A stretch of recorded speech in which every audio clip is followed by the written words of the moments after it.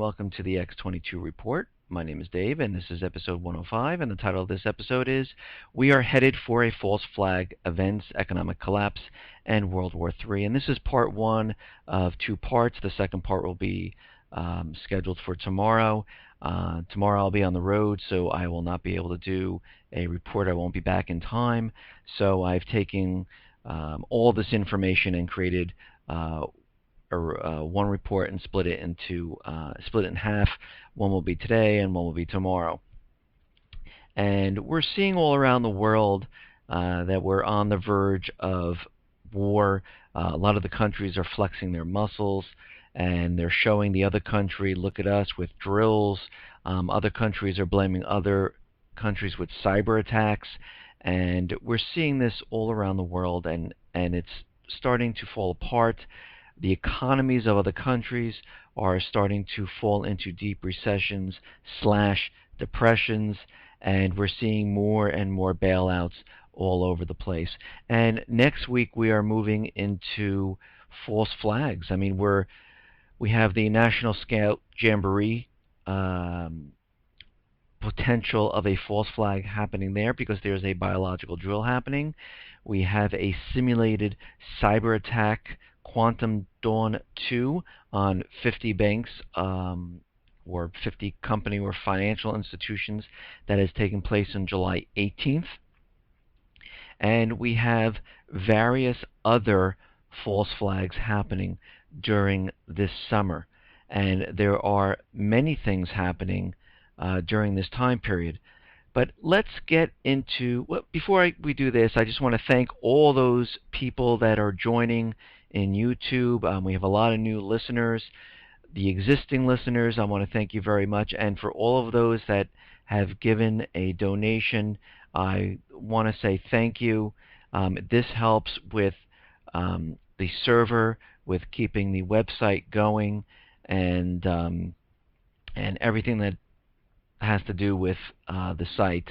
And I really do appreciate everyone giving a little bit. And again, I do not get paid for this. I do not, there's no corporate sponsor or corporations, paying for this whole thing. So I do this on my own time, and I hope everyone is getting something out of it. And those people who are new, every day I have something called Sentinel Alerts. If you go to the x22report.com site, on the top, if you just click on Sentinel Alerts, it will bring you to a page, and every day throughout the day I update it and I put my little comments there, and basically I'm telling you what I think. And but besides all that, let's get into the economic collapse news. Now, what I find very interesting is that, I've said this in my past episodes, the United States has changed the calculations for unemployment. We all know that. They changed it for GDP and inflation, and now you're seeing other countries start to do this. And basically, if things don't go the way the central bankers or the government, the way they want it to go, what they do is they just change their calculation. And I find this fascinating. Japan government to change inflation calculation, ushering in even more Bank of Japan liquidity. And this goes on to say, the change will effectively raise the bar for Abe's inflation goal, as it means that higher energy prices will be taken out of the equation. So basically, everything was not going as planned. So what they did is they decided, let's take out the higher energy prices, and we can show, we'll change what we're doing, and this way we can print a lot more money. The official who was involved in the decision to switch the core said the change was meant to help ensure that the world's #3 economy truly breaks the grip of deflation. So what they're doing right now is really not breaking the grip of deflation, so let's just change everything so it does. So is that a real true measurement? Doesn't make sense to me. And it goes on, and here it says the change could result in more pressure being put on the central bank to keep flooding the market with yen as the inflation target becomes harder to achieve. It could also complicate the government's plan to raise the nation's sales tax. And the Bank of Japan is not going to stop. They are going to continue to print and print and print. Now, we've heard before that the housing market is in a bubble and the housing market is not really recovering. And you've seen on the headlines a lot of the news stations and a lot of the mainstream media sites like CNN, Fox, and all those say that this is a great time to be a homeowner. It's a great time to buy because of the low interest rates. But what happened was the lender processing services found that new problem loans are entering the system at a rate of 0.73%. While that's an improvement from the darkest days of the mortgage crisis, it's still above the 0.55% rate between 2000 and 2004.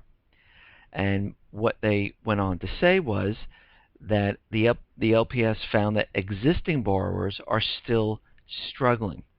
And we know the housing crisis cannot be completely recovering because the Fed is still purchasing all the toxic real estate that these banks have at between $40 and $45 billion a month. If they purchased all the foreclosures and all these toxic bundles of real estate, they wouldn't have to do this anymore. But they are still doing it because these banks still have all of this on their books. And this goes on to say, though the number has declined by half since last year, more than 7.3 million mortgage holders have loans that exceed the value of their homes. That's more than 14% of all existing loans. Okay, let's move on here. And what else it says, investors who look to buy properties and rent out or resell them make up about 20% of the overall market and 2/3 of the market for distressed properties. Real estate agents report that hedge funds and Wall Street investors have become very active in California, Florida, Nevada, and they are the main investors that have been buying and then renting. This is their strategy: buy, then rent, and are competing with first-time home buyers. Foreclosures, there are still 150,000 new filings every month, according to Realty Track. This remains a drag on the U.S. economy. Now, to say that housing is completely bouncing back and everything is going well is kind of a myth. And it's really hedge funds, investors buying all these homes, and they're turning around and renting it, trying to build the bubble up. And as the prices go up, they unload these homes. At least they're trying to unload these homes. And the mainstream media is trying to push, and the government is trying to push, and the Fed is trying to push everyone to think that housing is recovering and go out and buy a house. Now, this is also hard to believe when half of America is on food stamps. Just think about that for a second. It doesn't even make sense that real estate could possibly be recovering. Okay. Now, there was a report that says there's the lie behind the non-farm payroll numbers. Consider in April, according to JOLTS, there were 108,000 job additions. But what did the government tell us? The number was 195,000 in new jobs created. In May, according to JOLTS, 818,000 jobs were added. And once again, the government reported there was 195,000 jobs added to the market. Basically, in other words, the headline data is overblown by some 40% when looking at the 2013 data. BLS, when manipulating data series across dimensions, they are manipulating all the dimensions of how unemployment and new job creation is calculated. And we've seen this. They've changed the unemployment calculation. They removed the people who are not looking for jobs, who've fallen off and just given up. They changed the gauge of the number of people they need to be on track. It used to be 150,000, and now it is at 80,000. So it's a huge manipulation game, and this is what they're doing at this point.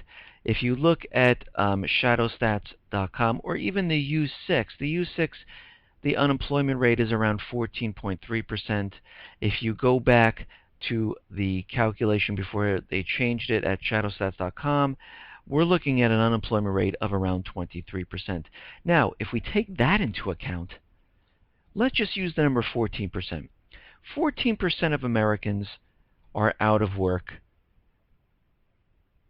The rest are on food stamps. They might have part-time jobs. They might be out of work, but real estate is recovering. Yeah, that makes sense. Now, there was an article that said consumer credit has second highest monthly increase in 2 years. May consumer credit higher by $19.6 billion, well above expectations of $12.5 billion. This was the second highest sequential jump post the consumer credit data set revision, only second to the $19.9 billion from last May. So, what is the reason that these numbers are going up? Well, there could be many things. One of them is a lot of student loans. A lot of it is a lot of people are buying cars on credit. A lot of people are using credit cards to get by every single month. So, in that instance, people do not have cash. People are trying to get by on credit. Plus, if these people are trying to get by just to live, to buy food, to buy clothing, to pay their rent, and they're putting all of this on credit, that means these people are not making the proper income to sustain their current lifestyle. And this is going to put a huge drag on the economy. And if this is increasing, how is the housing market rebounding? Now, PIMCO, U.S. mutual funds suffer record $14.5 billion outflows in June. PIMCO, the largest bond fund, suffered record outflows across the U.S. mutual funds of $14.5 billion in June, the investment research from Morningstar said on Monday. And everyone is basically jumping ship and getting out of bonds. But where are they going? Well, right now, there's another article, and if we link this to what is happening, a great rotation. Investors may be transitioning to the stock market at what are relative highs, pressing multiples to bubble-like levels. Now, a while back, and I have this article linked, and basically Bernanke dared people to get into the stock market, and I think this is what they want. People to come out of the bonds and put their money into the stock market and increase the equity markets to all-time highs. And this article goes on to say the great rotation from bonds to stocks is well underway. And it happened faster than anyone could have predicted, but the exodus from bond funds has been eye-opening, almost more eye-opening than the reduction of wealth that has occurred between May and July in both U.S. bond funds and credit funds. And this goes on to say, our current outlook is to expect upward pressure on the stock market with the occasional buying frenzy until the rotation ends. But once the rotation starts to wane, which could happen within within as soon as a week or two, the market will turn down on a dime and fall aggressively. There are long opportunities now, and there will be shorting opportunities soon, but this is not a buy and hold market. And this is backed up by Mark Faber. I heard this name pronounced both ways, but I'll say Mark Faber. Mark Faber says it's a good idea to take money out of the stock market at this point. I don't think there is a lot of upside potential, but I think there is a considerable downside, he said. He went on to say, in general, corporate earnings will disappoint, which I believe they will, and we will see corporate earnings not what everyone expects. And I think from all these retail stores that are closing, from all the layoffs from IBM and all the other companies that are going to happen, and they are trying to, consolidate, and that is not a good sign. It means that the companies are not making profits. They need to get rid of people, and when you continually consolidate, going down to bare bones, these companies are not making the profits that they used to. They used to be. Okay, let's move on here. Now, this has never happened before. We've already had an incredible record-setting streak for food stamp usage. Now we can add high unemployment to the mix. The U.S. economy has just posted its 54th straight month at which unemployment was north of 7.5%. Suddenly, a lot of people who are in fact unemployed don't count, and the unemployment rate drops. After all, one cannot help but wonder how in 5 U.S. households is on food stamps while unemployment is near 7.5%. Again, it doesn't all make sense. It's an illusion. It's what governments, central banks, the Fed, they all need to do to cover up what is really coming. And what is really coming? A complete collapse of the system. Japan is now changing their calculation for inflation. The U.S. has changed everything because they want all eyes on the stock market and not poor numbers that are coming out. They don't want to tell you anything about how many people on food stamps, how many people are really unemployed. They don't want to tell you the real inflation. Everything is kept behind the scenes. You, as an American, just look at the stock market. But if you go across the Atlantic Ocean and you look at Europe, Europe is at all-time unemployment. Greece is having a problem. Cyprus is having a problem. Yes, they get bailed out. They get more money on top of the debt they already have, and this money is going to be used to pay interest on the debt they already borrowed before and to keep the government employees paid. But guess what? When you don't have other money coming in and your interest payments and the amount of money that you have to pay is so high, that money lasts for just so long. So, yeah, they're all going to get bailed out. They're going to keep doing it until they can't. This is basically how they do it. Okay, let's move on here. Congress is going to delay U.S. aid to Syrian rebels. Right now, the congressional committees are holding up a plan to send U.S. weapons to rebel-fighting Syrian president because of fears that such deliveries will not be decisive and the arms might end up in the hands of Islamic militants, 5 U.S. national security sources said. Basically, and I'm saying basically quite a bit today, I'm trying to cut back on my word basically.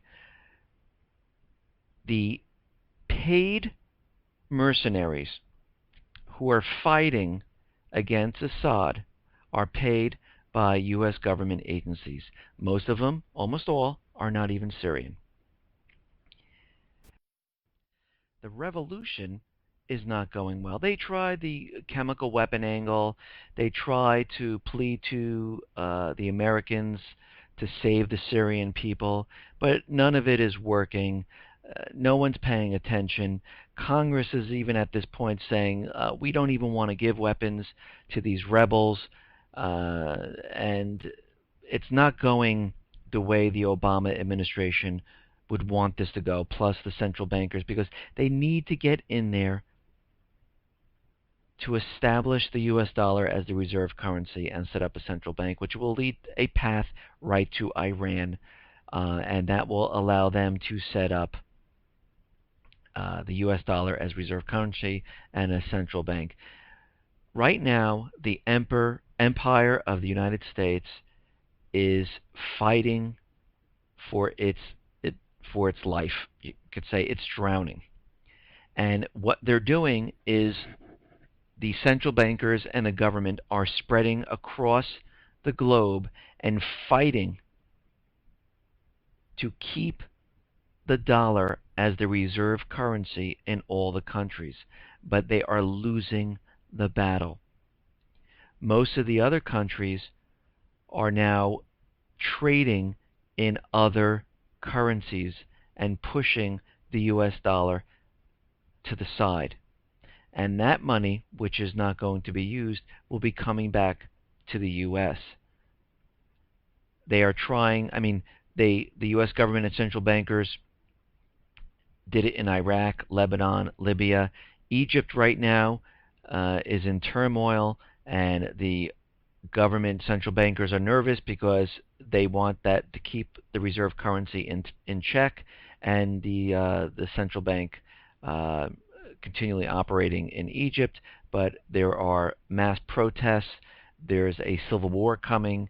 The government is pushing the buttons of the military over in Egypt by providing them with aid to Egypt, and this aid is more like, a payoff to do things the way the central bankers and the government wants it done. And this is what's happening over in Egypt. All right, let's move on here. Now, a Russian plane is going to conduct an observation flight over U.S. and Canada, and this has to do with an international open skies treaty where other countries, like the United States, is allowed to fly over Russia, and Russia is allowed to fly over United States and Canada. And this is the activity that is going on now. And you can see they're trying to keep up the pretense that everything is okay. We want peace. We want we're going to work with other governments. But in the end, there will be no peace, because as a country that is fighting and using everything they can to keep the dollar as the reserve currency, they will come out swinging in the end.